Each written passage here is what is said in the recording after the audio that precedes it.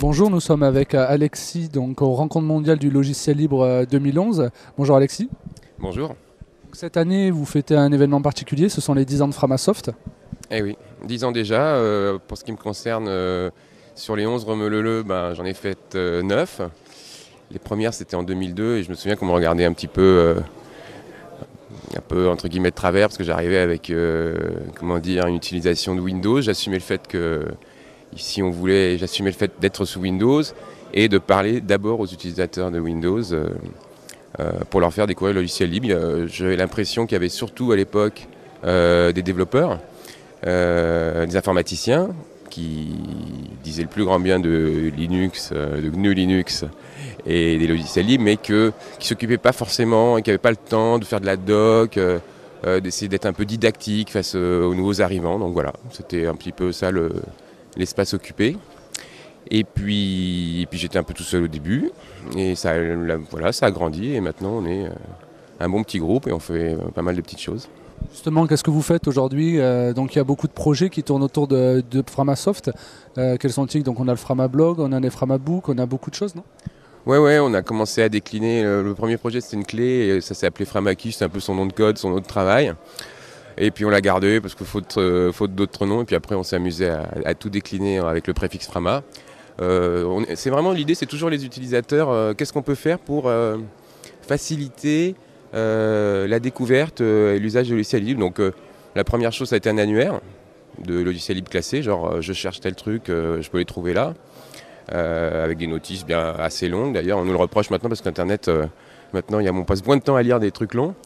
Voilà, un annuaire qui rend des services. Puis après, un forum parce qu'il faut répondre aux questions. Il y a des logiciels qui sont quand même pas si évidents de se les approprier. Genre des trucs comme LaTeX, des trucs comme même OpenOffice, ou alors carrément changer de système d'exploitation pour passer avec du Linux, genre Ubuntu. Donc pourquoi ne pas faire des bouquins carrément pour les accompagner? Surtout que moi je suis de la vieille école, donc un livre à côté de l'ordi, c'est pas du luxe parfois. La clé, c'est pour mettre en plein de logiciels dedans. Enfin, on est intégrateur. Et qu'est-ce qu'il y a d'autre? Le blog, c'est pour parler de l'actualité. Enfin, comme ça, un panel de services, de sites qui, on l'espère, rendent service aux utilisateurs francophones, parce qu'on est majoritairement francophones. Très bien, aujourd'hui c'est quoi Framasoft? C'est des contributeurs, c'est des permanents, ça représente quoi? Framasoft, c'est un point d'énergie francophone sur le web.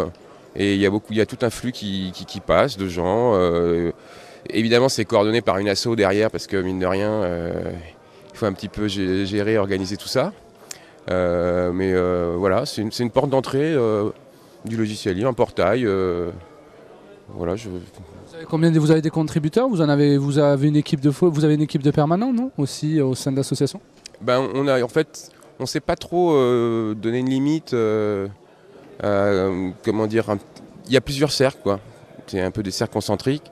Il y a le premier cercle, c'est un peu ceux de l'asso. Mais ceux de l'asso n'ont pas de privilèges, en fait, ils n'ont que des contraintes.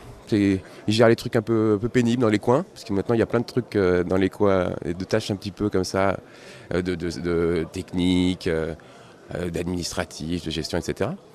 Et puis après, dans tous les projets, il y a plein de gens. Il y a des gens plus réguliers, des gens qui passent, des animateurs de projets. C'est vraiment, ce sont des invitations permanentes à participer. Comme tout ce qu'on fait, tout ce qu'on produit sous licence libre. Et les bouquins, la clé, le DVD, évidemment, on les trouve matérialisés ici sur le stand, mais on les trouve sur le net en version libre, à télécharger dans leur intégralité et à faire soi-même, la clé, le bouquin, le machin. Très bien. Et maintenant, l'avenir, ce sera toujours un mode comme ça? Vous avez des nouveaux projets? L'avenir est radieux, parce qu'on est optimiste, parce que notre slogan c'est la route est longue mais la voie est libre, donc 10 ans. D'un côté c'est long, mais enfin si on s'inscrit sur une période comme ça un peu plus large, on a fait pas mal de choses. Évidemment il faut se battre, on voit bien que non seulement faut se battre pour que le logiciel libre continue de faire sa place, mais on voit bien que Internet est également menacé, et comme c'est notre principal outil de travail, il faut se soucier des libertés sur Internet, de le conserver comme avant, comme il était avant, neutre, libre et ouvert, etc. Donc nous on participe aussi à ça. Tout ce qui est déplacement vers le hardware.